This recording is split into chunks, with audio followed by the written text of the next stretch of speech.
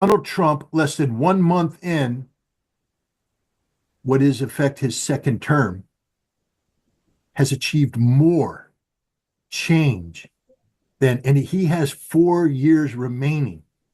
This will be the most transformational period in modern American history. We are looking at the endgame state of Zelensky's regime. He killed our people and he didn't exchange prisoners. We signed the exchange of prisoners, but he didn't do it. What kind of diplomacy, JD, you are speaking about? What do you mean? I'm talking about the kind of diplomacy that's going to end the destruction of your country. Yes, but if you Mr. President, with respect, I think it's disrespectful for you to come into the Oval Office and try to litigate this in front of the American media. Right now, you guys are going around and forcing conscripts to the front lines because you have manpower problems. You should be thanking the President for trying to bring an end to this conflict. Have you ever been to Ukraine that you say what problems we have? I have been to. Come once. I've actually watched and seen the stories, and I know what happens is you bring them on a propaganda tour, Mr. President. Do you disagree that you've had problems bringing people into your military? And do you think that it's respectful to come to the Oval Office of the United States of America and attack the administration that is trying to prevent the destruction of your country? A lot of questions. Let's start from the beginning. Sure. First of all, during the war, everybody has problems, even you, but you have nice ocean and don't feel now, but you will feel it in the future.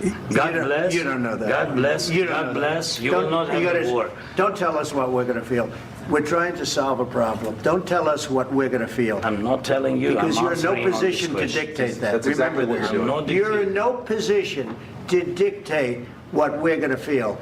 We're going to feel very good. You will feel influence. We're going to feel very good and very strong. You will feel influence. You're right now not in a very good position. You've allowed yourself to be in a very bad position, and he happens to be right about it. From the very beginning of the war. You're not in a good position. You don't have the cards right now. With us, you start having cards. Right now, you don't. You're playing cards. You're playing cards. You're gambling with the lives of millions of people. You're gambling with World War III. You're gambling with World War III. And what you're doing is very disrespectful to the country, this country, that's back to you, far more than a lot of people said they should have. Have you said thank you once? This entire meeting? No, in this entire meeting, have you said thank you? You went to Pennsylvania and campaigned for the opposition in October. Offer some words of appreciation for the United States of America and the president who's trying to save your country. Please, you think that if you will speak very loudly about the war, you can... He's not speaking loudly. He's not speaking loudly. Your country's in big trouble. Can I Wait a minute. No. You've done a lot of talking. Your country is in big trouble. I know. You're not winning. You're not winning this.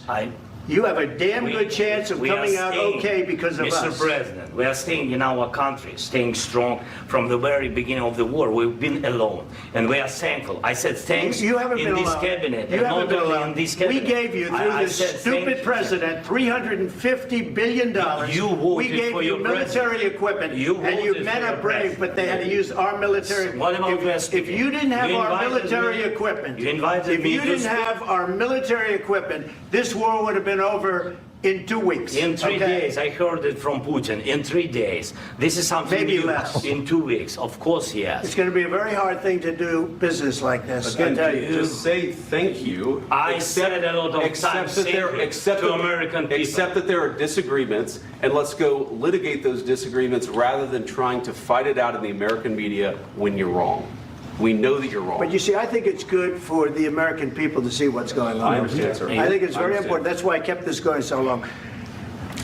You have to be thankful. You don't have the cards. You're buried there.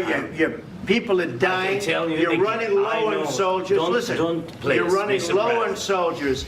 It would be a damn good thing. And then you tell us, I don't want a ceasefire. I don't want a ceasefire. I want to go and I want this. Look.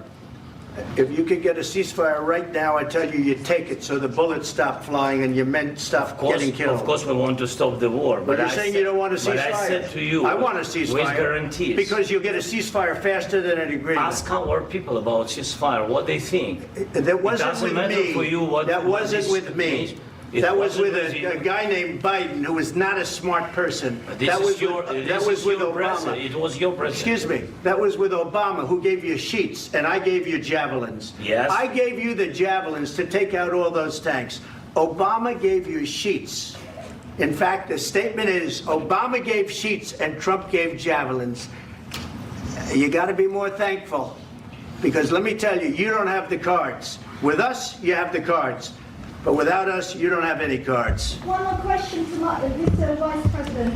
I'm sorry. It's going to be a tough deal to make, because the attitudes have to change. To continue the policies of the Biden administration would lead inevitably to a nuclear conflict between Russia and the United States.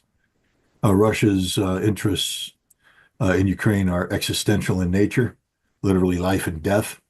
And if the United States continue to press Russia, on the Ukraine front to work with Europe to escalate, the escalation ladder could only lead to one thing, which is nuclear war.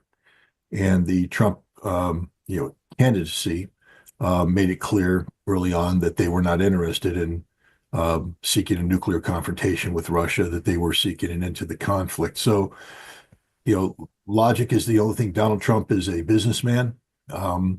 He deals with, transactional relationships, and a nuclear conflict, the only transaction is death.